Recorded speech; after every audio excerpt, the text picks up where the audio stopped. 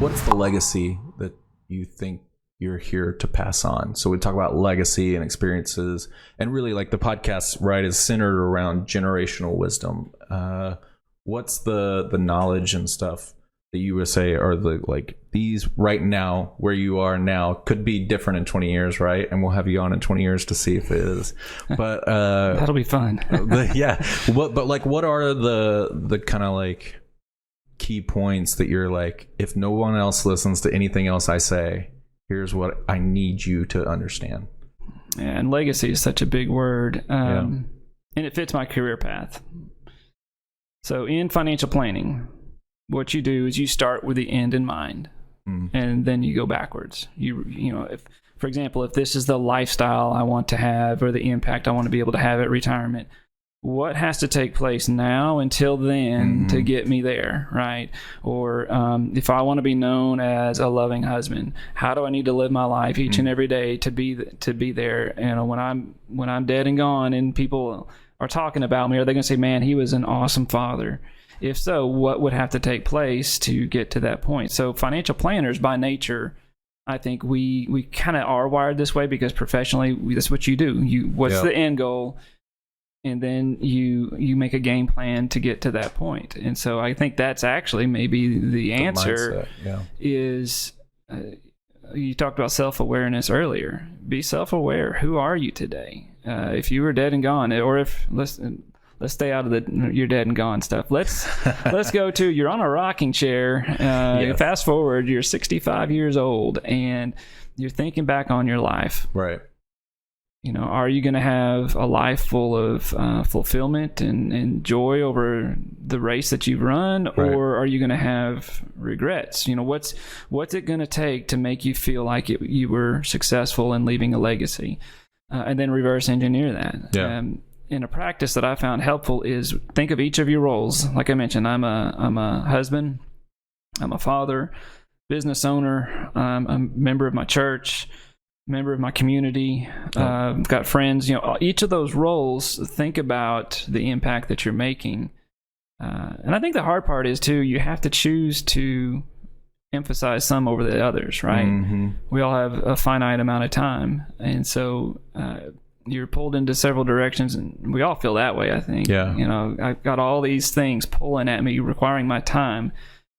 And if I'm not careful, the stuff that's not as important is going to take over. The urgent's going to take over the meaningful. And you may have heard this story. I like to use it sometimes when I'm teaching, but the story of a professor teaching time management class, and he takes this large glass jar and he sets it on the desk.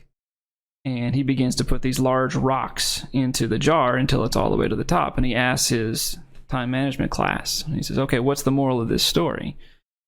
Or no, first he asks, "Is the jar full?" And, you know, "Oh, yeah, it's full," right? Well, then he took out gravel, smaller rocks, and he poured it in there, and it fit the cracks, right? Yeah. And then he asked, "Is it full?" Well, then they were on to him. Then, "No, it's not full." And then he poured sand until finally you couldn't put anything more in there. Yeah. And he asked the class, you know, in this scenario, you know, what's the moral of this story? And one kid, "Oh, if you try real hard, you can cram everything in a day." That was his idea. That's not the moral of the story. The moral of this story is, if you don't put the big rocks in first, you can never get them in at all. So, for example, the sand, if you pour the sand in first, the rocks won't fit, right? The way that interprets into our day-to-day life and our time and our finances is the big rocks are the things that you value most in life, right? It's your family, your faith, the things that you truly value. And if you don't put them in first, you're not going to get them in at all. So you get to the end of your day. Yep. It's so easy to look back and guess what? It's full of sand and it's too late. You can't go back and make time. So sand is like the day-to-day stuff that gets in the way. So that's where that intentionality comes from. Financial planning is the same way.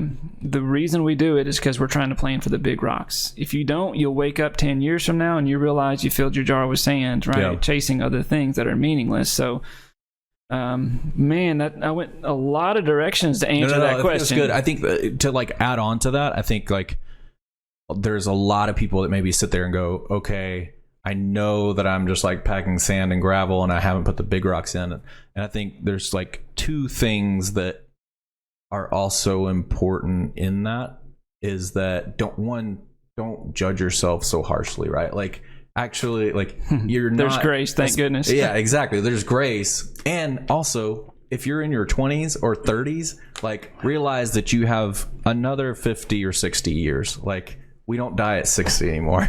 Like, right? Like, it's maybe like, we'll get raptured away tomorrow. It's all good. That's true. And so it's like, but don't stop judging yourself. And I think that's the judging oneself is really what gets you to inaction. A lot of times. I think a lot of people get in their head. And then also patience, I think, is so key too, because like, you do, like, if God willing you live to 80 or 90 and you're 20 or 30, like, you got a few more lifetimes to go. Good luck though. Don't pray for patience. Don't. I'm the worst at patience, but I've learned so much about patience in the last 20 hard years. way. The hard way, absolutely the hard way.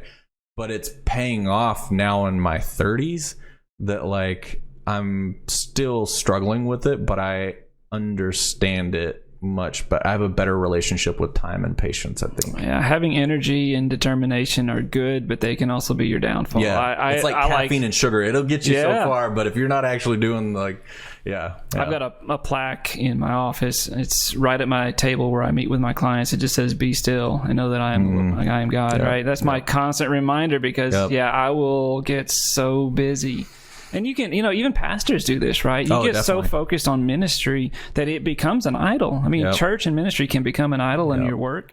And then you get to the isolated point and it just crumbles from there. Like, I don't like this part. That wasn't fun. But the whole idea is that this intentionality prevents this pain from happening. Exactly.